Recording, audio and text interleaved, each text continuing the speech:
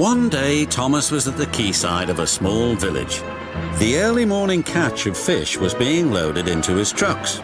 The work took a long time. The fishermen were using old equipment and Thomas was worried. "I'm going to be late for Henry at the docks. He won't like this. Please hurry up," and Thomas was rudely interrupted.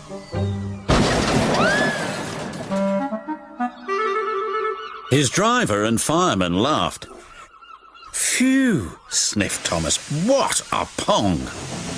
He was glad when they were speeding along the beautiful coastal run. As they approached the lighthouse, they saw a man waving a red flag. "What's the matter now?" "High tides are damaging the track," reported the man. "I've marked the spot." "We'll go and inspect," said the driver.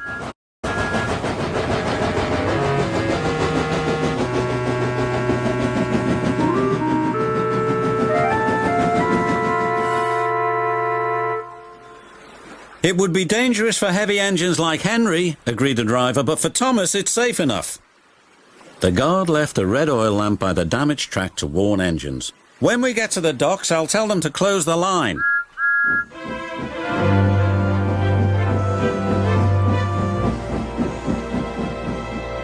Henry was waiting anxiously for Thomas's trucks.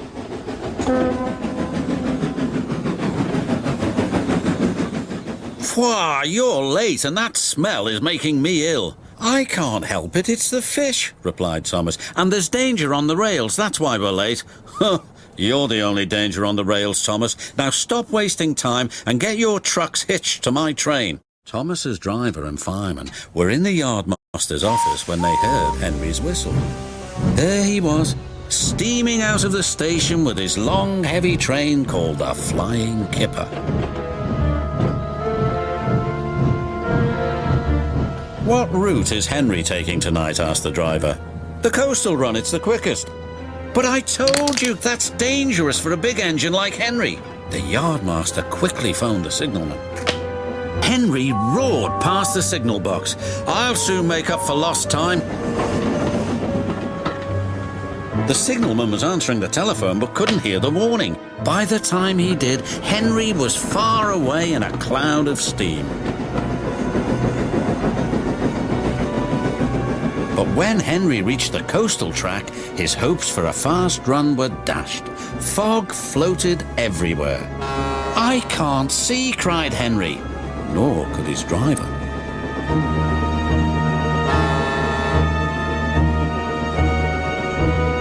When he could, it was too late.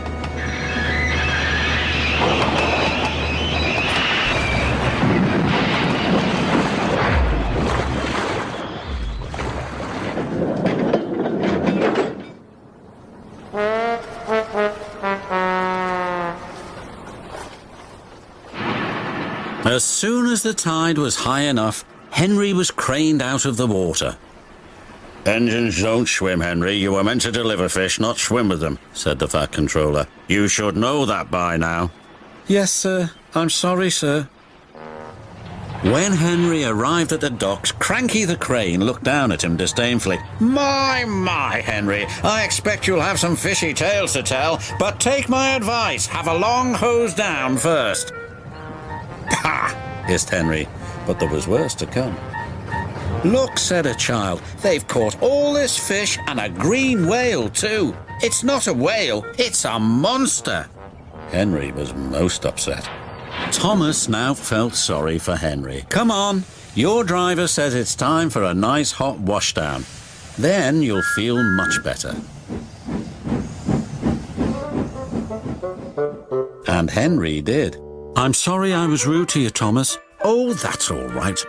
But can you smell something?" What? asked Henry nervously. "Fresh air." "Oh, yes," replied Henry.